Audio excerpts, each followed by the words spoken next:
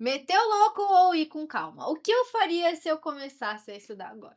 É muito comum quando sai um edital que a gente tá esperando muito, literalmente meter o louco e sair que nem um maluco estudando. Só que, meus caros, são poucas as pessoas que param, respiram, dão uma lida no edital e se organizam. E aí o que acontece? Por isso que é muito comum as pessoas desistirem logo no primeiro mês que começam a estudar ou que acabam frustradas por não terem o desempenho que elas esperam ter. Por isso, bora comigo que eu quero mostrar exatamente o que eu faria se eu começasse a estudar agora para um concurso. Bom, vamos lá. Saiu um edital que eu tava esperando muito e eu quero fazer essa prova. Ou saiu um edital que nem sabia que ia sair e eu decidi que eu quero fazer essa prova. O que eu faria se fosse você? Primeiro ponto. Será mesmo que eu quero fazer esse concurso? Às vezes a gente vai na emoção. A gente vê o salário, as pessoas começam a enviar pra gente porque sabe que estão frustrados no trabalho. Mas será que eu quero mesmo fazer esse concurso? Por isso, vou deixar aqui pra vocês no card, que a gente já conversou sobre isso, de qual concurso eu devo escolher pra chamar de meu, beleza? Cumpriu todos os critérios dos concursos que eu quero fazer? Certo. Vamos para o nosso segundo passo, então. E o nosso segundo passo vai ser fazer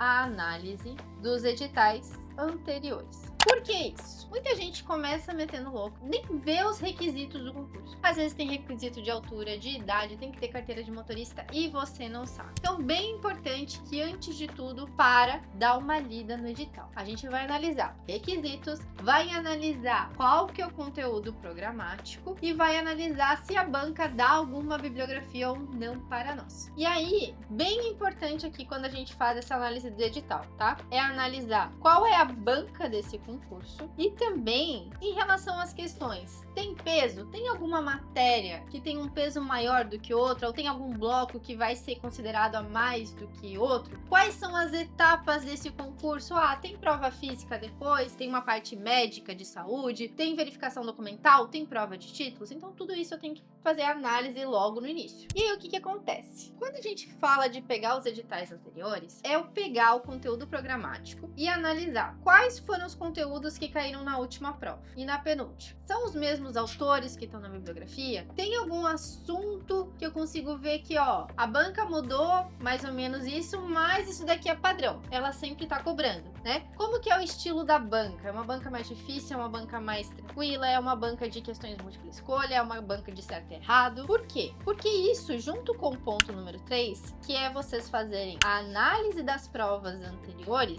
vai te dar o direcionamento certo de como começar a estudar. Veja que por enquanto a gente tá fazendo só análise. Eu não peguei nada para começar a estudar. Então eu vou pegar as provas anteriores. E aí eu sempre digo, no mínimo, 3 provas, tá, gente? Por quê? Quando a gente pega as últimas 3 provas de um concurso, principalmente se é a mesma banca, a gente consegue ver padrões. Então eu consigo analisar, por exemplo, matérias que estão sempre ali no concurso, matérias que a banca gosta de cobrar, a forma que ela gosta de cobrar também. Então tudo isso é muito importante para direcionar o nosso estudo e fazer com que ele seja mais eficaz. Porque, por exemplo, se eu for pegar um concurso de carreira da Marinha, eu diria que 95% do edital do conteúdo programático é a nossa faculdade. Tenho como estudar 95% do que eu vi na faculdade em 5 anos em alguns meses? Não. Vai cair 100% do que a banca colocou? Não. Então o que vocês vão? Vocês começam a analisar. Que vai ter ali uma sequência de matérias, vou colocar X, Y, Z, que vão ter uma equivalência de mais ou menos 70% da sua prova. Aqui eu tô colocando 3 matérias de exemplo, né? Mas são algumas mais, dependendo aí do tamanho do edital que a gente for estudar. Mas vocês vão ver, vocês não tem que estudar tudo de tudo. Porque se vocês focarem nesse 70%, que é mais ou menos, vai lá, 30, 40% do que tá no edital, vocês vão estar sendo eficientes. Então vamos dizer aqui, por exemplo, que eu peguei as provas anteriores e que nas últimas 3 provas a gente tem aí 40 questões, né? Em cada prova. 40 questões eu tenho pelo menos 5 questões de um assunto X. Cara, a chance disso tudo aqui cair de novo, tendo a mesma banca, é muito grande. Com o mesmo conteúdo programático, é muito grande. Essas 5 questões eu tenho que acertar. Eu não posso nem cogitar em errar. Eu tenho que acertar. E a mesma coisa vocês vão fazer com as outras matérias. E vocês vão ver que tem matérias que sempre caem, matérias que caem mais ou menos e matérias que nunca caíram. Qual vai ser a minha sequência de estudo? Qual que vai ser a minha prioridade? matérias que sempre caem. Dominei as matérias que sempre caem, porque são as matérias que eu preciso saber para minha prova. Eu vou para as que às vezes caem, às vezes não caem. Ou que tá em alta, ou até mesmo,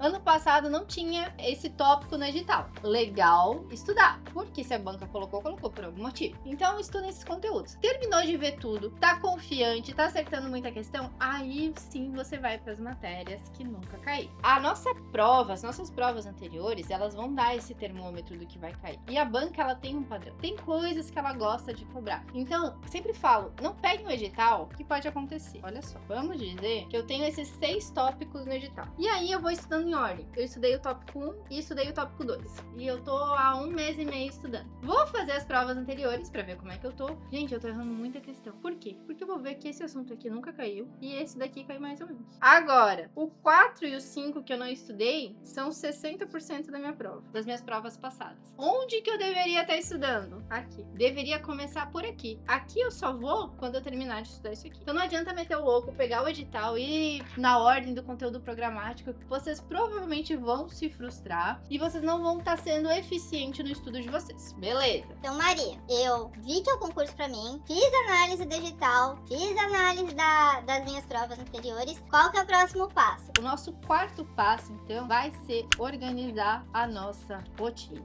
tá? E aí vale lembrar que para concurso público, a disciplina e a constância são muito mais importantes do que a nossa motivação e do que a nossa inteligência, né? Porque às vezes a gente não se acha capaz, se sente burro, acha que não é gênio, que só gênio passa, e não é bem assim. Então, a disciplina e a constância vão fazer a diferença aqui. E é importante que vocês tenham horários já pré-determinados. Então, se eu vou estudar das 7 às 9 da noite, é das 7 às 9 da noite. Não vem com o papinho de falar assim, eu vou estudar quando dá. Eu vou estudar depois do trabalho. Por quê? A gente acaba postergando, não adianta. Então, tenham horários fixos e aí a gente já sabe quais são as matérias que a gente tem que ter prioridade para estudar. Então, eu vou pegar aquelas matérias que são as mais chaves, colocar dentro da minha rotina e saber, hoje eu vou estudar, tá aqui no meu cronograma, das 5 às 7 e eu vou estudar a crase. A gente tem que ser objetivo. Por isso que eu falo que não é perda de tempo a gente ficar, às vezes, uma semana analisando o edital, provas anteriores, vendo os assuntos que vão cair, organizando nossa rotina, fazendo o nosso ciclo de estudos, do que simplesmente meter o louco e começar a estudar. Porque essa organização, esse planejamento vai fazer com que a gente ganhe muito tempo e que a gente se torne eficiente. E quando a gente se torna eficiente, a gente começa a acertar mais questões, o nosso ego fica feliz e a chance da gente desistir de estudar para aquele concurso é muito menor. Aí também, se você quiser saber mais como montar essa rotina detalhadamente de estudos, vou deixar a indicação desse vídeo aqui que a gente fez, que eu falo ali passo por passo de como que você faz para implementar uma rotina de estudos dentro da sua rotina pessoal.